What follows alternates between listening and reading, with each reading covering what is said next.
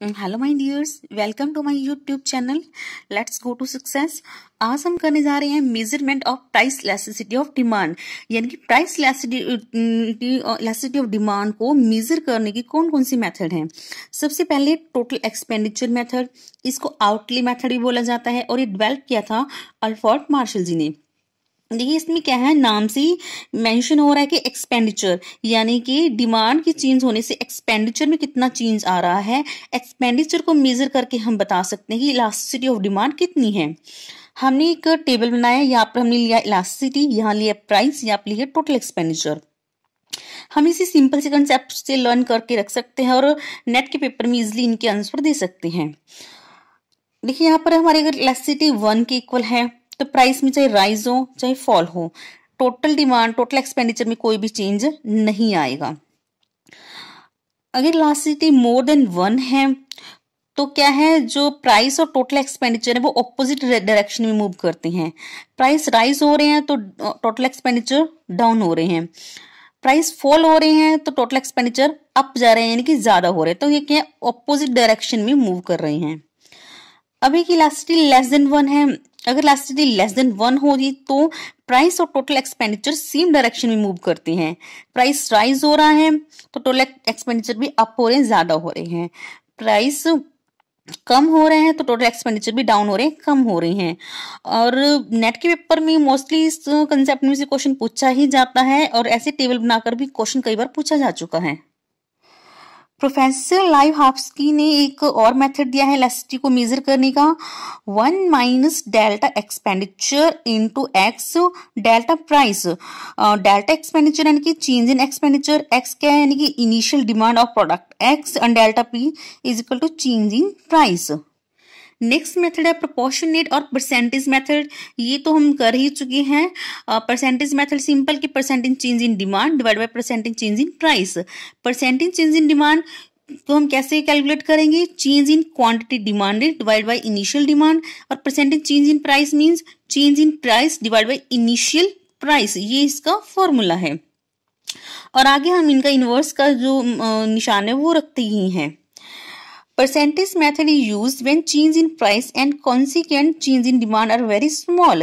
कहते हैं जो परसेंटेज मेथड है इसको बहुत लिटिल यूज किया जाता है, तब यूज किया जाता है जब प्राइस और डिमांड में बहुत ही कम चेंज हुआ हो। विलास एंड स्नाइडर ने एक और फॉर्मूला दिया है इलास्टिसिटी ऑफ डिमांड का, minus PM divide by Q M into delta Q divide by delta P. PM क्या है कि मिनिमम प्राइस और क्यू एम मीन्स की मिनिमम डिमांड। नेक्स्ट है point elasticity of demand. Point elasticity demand को geometric method भी बोला जाता है, कई बार पेपर में कंफ्यूज कर देते हैं, हमें पॉइंट इलास्टिसिटी ऑफ डिमांड नहीं कहते, जियोमेट्रिक मेथड में बोलते हैं, तो हम कंफ्यूज हो जाते हैं। तो पॉइंट इलास्टिसिटी ऑफ डिमांड को जियोमेट्रिक मेथड से डिनोट किया जाता है। इसमें क्या है कि एक डिमांड कर्व है, उस पे हम क्या है इलास्टिसिटी मेजर करते हैं। तो ईडी का फॉर्मूला होता है lower portion of demand curve divide by upper portion of demand curve. देखिए यहाँ पर ए पॉइंट है, ए पॉइंट पर lower portion is equal to A N divide by upper portion is equal to M E. तो A N क्या है, ज्यादा है, और एम ई क्या है, लोअर पार्ट हो गया यानी कि कम है, तो यहाँ पर ईडी क्या होगी, ग्रेटर देन 1 होगी। ऐसे हम सारे ईडीज फाइंड आउट कर सकते हैं। जैसे कि यहाँ पर मिड पॉइंट है तो दोनों एरियाज इक्वल है, यहाँ पर ईडी होगी 1 के इक्वल, यहाँ पर ईडी लेस देन 1, यहाँ पे ईडी ग्रेटर देन 1, यहाँ पर ED infinitive, and here ED is equal to 0। Next है arc elasticity of method. Arc elasticity method में क्या है कि ये क्या है, जो परसेंटेज और प्रोपोर्शनेट मेथड है उसके ड्रॉबैक को ओवरकम करता है। परसेंटेज मेथड में क्या है कि प्राइस और डिमांड में थोड़ा सा चेंज आता है, जब लिटिल चेंज आता है तभी उसका यूज होता है। वो बाकी जो मेथड है वो क्या है, एक पॉइंट ऑफ टाइम पर जो चेंज आता है उसको मेजर करते हैं। लेकिन आर्क इलास्टिसिटी मेथड में क्या है, जब प्राइस 2 टाइम्स चेंज हो रहे हैं तो डिमांड भी 2 टाइम्स चेंज हो रही है, तो ये क्या है 2 पॉइंट्स को कंसीडर करता है। प्राइस पी है तो डिमांड क्यू, यहाँ पर ओ क्यू है।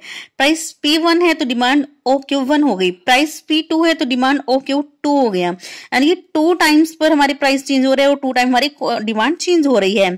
तो ये हमारी डिमांड कर्व होगी डीडी, और ए से लेकर सी तक ये है हमारी आर्क, जो कि ये वाला सारा इस सिचुएशन से लेकर इस सिचुएशन तक हमारी इलास्टिसिटी को क्या करता है, मेजर करता है। When elasticity is computed between two separate points on a demand curve, the concept is called arc elasticity. इसका ये फॉर्मूला है, इसमें क्या है, initial price, initial quantity, initial और न्यू क्वांटिटी और इनिशियल प्राइस और प्राइस दोनों का एवरेज लेकर चला जाता है। तो इसका ये फॉर्मूला रहता है माइनस Q1 माइनस क्या हो डिवाइड बाई Q1 प्लस क्या हो into P1 plus P divide by P1 minus P। Next है रिवेन्यू मेथड। रिवेन्यू मेथड में हम एवरेज रिवेन्यू और मार्जिनल रिवेन्यू कंसीडर करते हैं। देखिए ये लाइन, इसमें से क्वेश्चन कई बार आ चुका है। एवरेज रिवेन्यू कर्व को ही फर्म की डिमांड कर्व कहा जाता है। यहाँ पे रिवेन्यू मेथड के अकॉर्डिंग इलास्टिसिटी को मेजर करने का फॉर्मूला है average revenue divide by average revenue minus marginal revenue. I hope आपको ये समझ आया होगा। नेक्स्ट वीडियो में मैं कोशिश करूंगी कि आपको इस सारे कंसेप्ट के MCQs प्रोवाइड करवा सकूं। Thank you and happy study, good luck.